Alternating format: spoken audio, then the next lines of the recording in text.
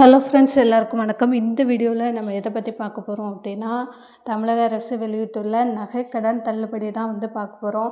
எந்தெந்த மாவட்டங்களில் நகைக்கடன் தள்ளுபடி அறிவிச்சிருக்கிறாங்க, அதற்கான பட்டியல் எந்தெந்த மாவட்டங்கள்லாம் குறிப்பாக பார்த்திங்க அப்படின்னா ஒரு 2-3 மாவட்டங்களில் முதற்கட்டமாக நகைக்கடன் தள்ளுபடிக்கான பட்டியலை அறிவிச்சிருக்கிறாங்க. அது எந்தெந்த மாவட்டங்கள், மற்ற 38 மாவட்டங்களுக்கும் இதற்கான அறிவிப்பு எப்போது வரும், யார் யாருக்கெல்லாம் இந்த நகைக்கடன் தள்ளுபடி ஆகும், யாரெல்லாம் தகுதி உடையவர்கள், இதற்கு கூட்டுறவு வங்கியிலேருந்து இதற்கான அறிவிப்பை என்ன தெரிவிச்சிருக்கிறாங்க, பட்டியலில் யார் யாரோட பேரெல்லாம் ஆட் பண்ண போகிறாங்க அப்படின்ற ஆல் டீட்டெயில்ஸ் பார்த்தீங்க அப்படின்னா உங்களுக்கு நான் இந்த வீடியோவில் சொல்ல போகிறேன். நம்ம சேனலை நீங்கள் முதல் தடவை பார்க்குறீங்க அப்படின்னா மறக்காமல் சப்ஸ்கிரைப் பண்ணிட்டு பாருங்கள். அப்படின்னா தான் கவர்மெண்ட் சம்மந்தமான ரெகுலர் அப்டேட் உங்களுக்கு நோட்டிஃபிகேஷனாக வரும்.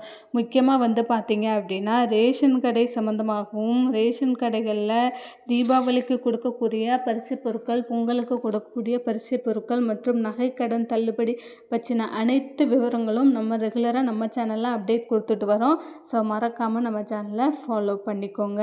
இப்போ வாங்க நம்ம வீடியோக்குள்ளே போகலாம். ஃபஸ்ட்டு பார்த்தீங்க அப்படின்னா நகைக்கடன் தள்ளுபடி, இது எப்போ இந்த நகைக்கடன் தள்ளுபடி ஆகும் அப்படின்றது எல்லாருமே எதிர்பார்த்துட்ருக்க ஒரு விஷயம். எப்படா நகைக்கடன் தள்ளுபடி ஆகும், இந்த எலெக்ஷன் அதாவது போன முறை 2021 நகைக்கடன் தள்ளுபடி பண்ணினது போலவே இந்த வருடமும் இந்த எலெக்ஷன்லேயும் நகைக்கடன் தள்ளுபடி ஆகுமா அப்படின்றது பலரோட கேள்விகளாக இருக்குது. கண்டிப்பாக இந்த டைமும் நகைக்கடன் தள்ளுபடி அப்படின்ற ஒன்று பண்ணுறாங்க. அதற்கான பட்டியலை தயாரிச்சிட்டு வர்றாங்க. முதற்கட்டமாக ஒரு சில மாவட்டங்களுக்கு அஃபிஷியலாக அறிவிப்பு வெளியிட்டிருக்கிறாங்க. ஸோ எந்தெந்த மாவட்டங்கள், அதற்கப்புறமா யார் யாருக்கெல்லாம் இந்த பட்டியலில் யாரோட பேரெல்லாம் இடம்பெற்றிருக்கு அப்படின்றது தான் நான் உங்களுக்கு இந்த வீடியோவில் சொல்ல போகிறேன். ஸோ வீடியோவை ஸ்கிப் பண்ணாமல் கடைசி வரை பாருங்கள். ஃபஸ்ட்டு பார்த்தீங்க அப்படின்னா நமக்கு 5 சவரன் வரை நகைக்கடன் தள்ளுபடி ஆகும் அப்படின்றத தமிழக முதலமைச்சர் அவர்கள் தெரிவிச்சிருக்கிறாங்க. கண்டிப்பாக பார்த்தீங்க அப்படின்னா சென்ற முறை போலவே இந்த முறையும் நமக்கு 5 சவரன் நகைக்கடன் தள்ளுபடி அப்படின்ற ஒன்று ஆகும். ஸோ இதற்கான பட்டியலை தயாரிக்கிறதில் கூட்டுறவு வங்கிகள் ரொம்ப ஆர்வமாக செயல்பட்டு வராங்க.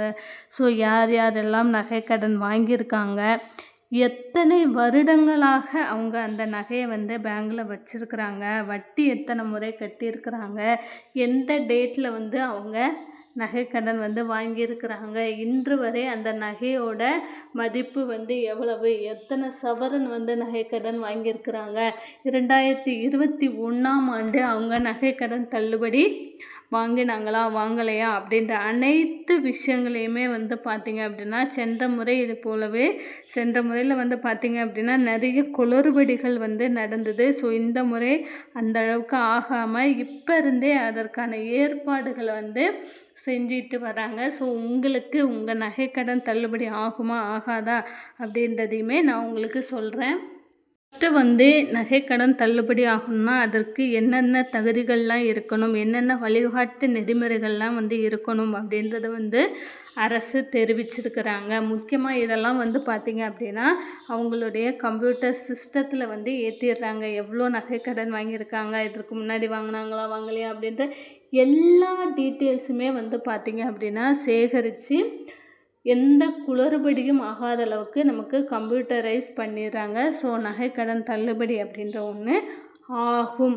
அதோடு கூட பார்த்திங்க அப்படின்னா நமக்கு சென்ற முறையும் நாங்கள் நகைக்கடன் தள்ளுபடி பெற்றோம், ஆனால் இந்த முறை ஆகுமா அப்படின்னு கேட்டிங்க அப்படின்னா கண்டிப்பாக உங்களுக்கும் ஆகும், கவலையே படாதீங்க.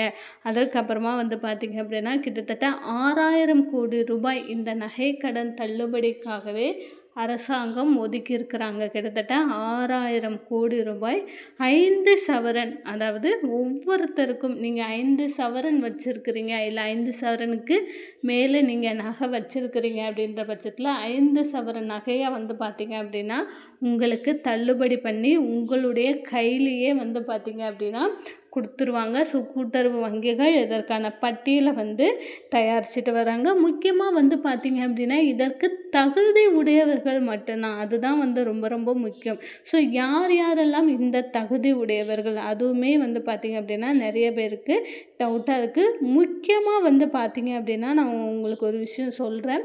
கிட்டத்தட்ட 51 தகவல் ஒவ்வொரு நபர்கிட்ட யார் யாரெல்லாம் நகைக்கடன் தகுதியானவர்கள் அவங்ககிட்ட 51 தகவல்களில் வந்து சேகரிச்சுட்டு வராங்க அப்படின்றது வந்து நியூஸில் வந்துருக்குது.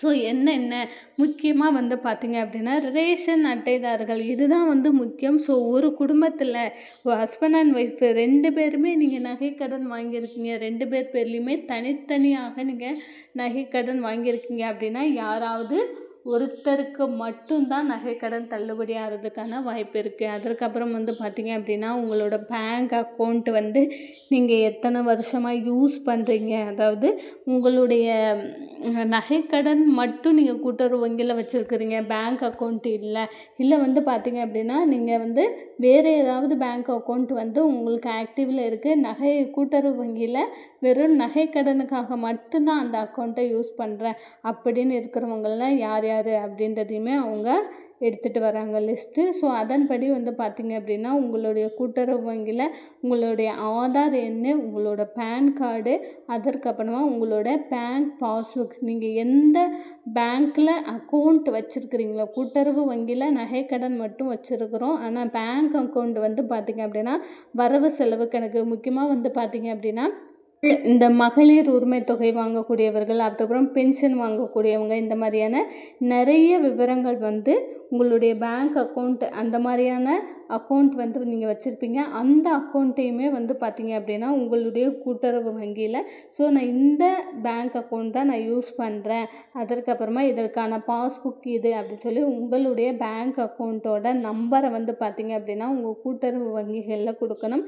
அதற்கப்புறம் உங்களுடைய ஆதார் எண் ரொம்ப ரொம்ப முக்கியம், ஆதார் எண் கட்டாயம். அதற்கப்புறம் பேன் கார்டு வந்து பார்த்திங்க அப்படின்னா உங்களுக்கு நீங்கள் கொடுத்தீங்க அப்படின்னா தான் உங்களுக்கு நகைக்கடன் தள்ளுபடிக்கு வந்து ஆகும். அதற்கப்புறமா வந்து பார்த்திங்க அப்படின்னா இன்னுமே மகளிர் உரிமை தொகை வாங்கக்கூடியவராக நீங்கள் இருக்கிறீங்க, முதியோர் பென்ஷன் வாங்கக்கூடியவங்களாம் இருக்கிறீங்க அப்படின்ற பட்சத்துலையுமே உங்களுக்கு நகைக்கடன் தள்ளுபடி ஆகும்.